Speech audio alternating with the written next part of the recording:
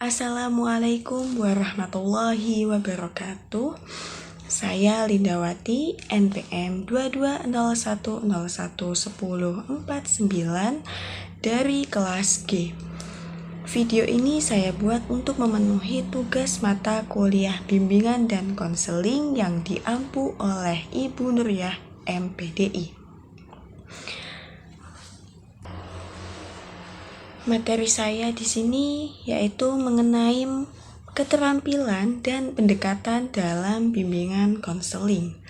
Baiklah, yang pertama yaitu mengenai macam-macam keterampilan dalam bimbingan konseling. Keterampilan yang pertama yaitu keterampilan komunikasi.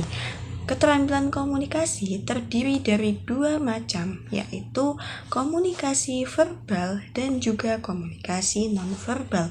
Komunikasi nonverbal yaitu perilaku komunikasi yang menggunakan tubuh yang terdiri dari kontak mata, postur tubuh, ekspresi wajah, gerakan tangan dan lengan, dan perilaku diri. Sedangkan keterampilan komunikasi verbal yaitu yang biasa disebut dengan komunikasi lisan adalah komunikasi dengan cara mendengarkan, memberikan umpan balik, serta mengajukan pertanyaan.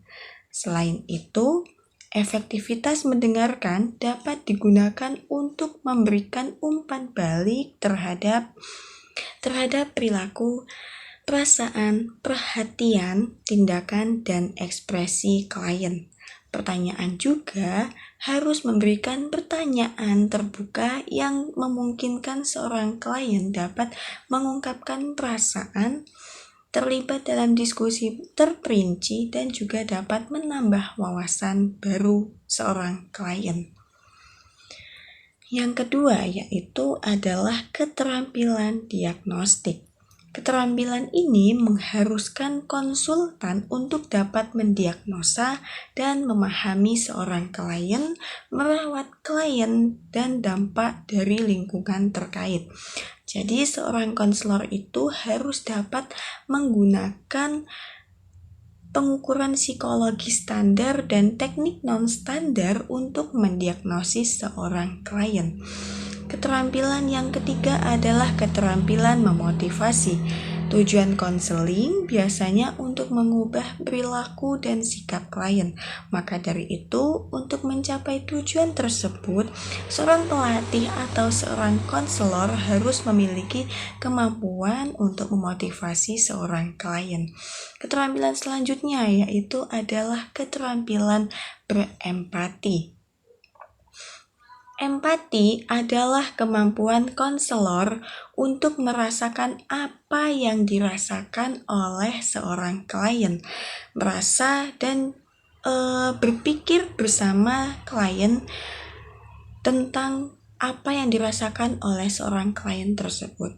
Empati diawali dengan simpati, yaitu kemampuan konselor untuk memahami perasaan, pikiran, keinginan, dan juga pengalaman klien. Keterampilan selanjutnya yaitu adalah keterampilan mendengarkan. Keterampilan mendengarkan adalah kemampuan pembimbing atau konselor untuk menyimak atau memperhatikan penuturan seorang klien dalam proses konseling yang sedang berlangsung. Pembimbing atau konselor harus dapat menjadi pendengar yang baik selama sesi konseling tersebut berlangsung. Tanpa keterampilan ini, seorang konselor tidak akan dapat menangkap pesan pembicaraan yang diungkapkan oleh seorang klien. Oke, keterampilan yang keenam, keterampilan selanjutnya adalah keterampilan memberikan dorongan minimal. Keterampilan memberikan dorongan minimal adalah kemampuan seorang konselor untuk memberikan dorongan langsung dan singkat terhadap apa yang dikatakan oleh seorang klien. Melalui keterampilan ini, klien akan selalu terlibat dalam pembicaraan dan akan terbuka oleh apa yang sedang ia rasakan. Tujuan dari keterampilan ini adalah menjadikan klien terbuka dan bersedia untuk berbicara serta dapat mengarahkan supaya pembicaraan atau wawancara yang kita lakukan itu dapat mencapai tujuan yang diinginkan. Keterampilan yang selanjutnya adalah keterampilan memberikan nasihat. Nasihat di sini diberikan oleh seorang konselor kepada klien apabila ia meminta. Meskipun demikian, pemberian nasihat tetap harus ataupun tetap perlu dipertimbangkan. Hal yang harus dijaga adalah untuk memberi nasihat yaitu tujuan konselingnya, yaitu demi kemandirian seorang klien. Keterampilan yang kedelapan adalah keterampilan merencanakan. Menjelang sesi akhir wawancara konseling, seorang konselor harus dapat membantu kliennya untuk dapat membuat rencana berupa suatu program untuk action, untuk bertindak, yaitu rencana perbuatan nyata yang produktif bagi kemajuan seorang klien. Rencana yang baik merupakan hasil kerjasama antara konselor dan juga seorang klien. Keterampilan yang terakhir yaitu adalah keterampilan mengakhiri konseling. Keterampilan mengakhiri konseling merupakan suatu kemampuan seorang konselor untuk menutup sesi konseling. Berbagai cara dapat dilakukan oleh seorang konselor untuk menutup sesi konseling. Penutupan sesi ini tidak harus dilakukan secara seragam oleh semua seorang konselor.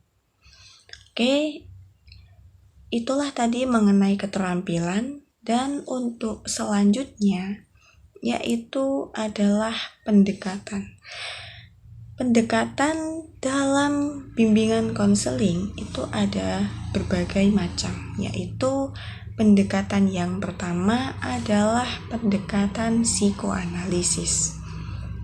Pendekatan psikoanalisis merupakan teori pertama yang muncul dalam psikologi, khususnya yang berhubungan atau yang berkaitan dengan gangguan kepribadian dan perilaku neurotis. Adapun hal-hal yang perlu dibicarakan mengenai pendekatan psikoanalisis ini adalah bagaimana psikoanalisis memandang kepribadian manusia, perkembangan kepribadian, kesadaran dan ketidaksadaran, mekanisme pertahanan ego, serta peran dan fungsi konselor.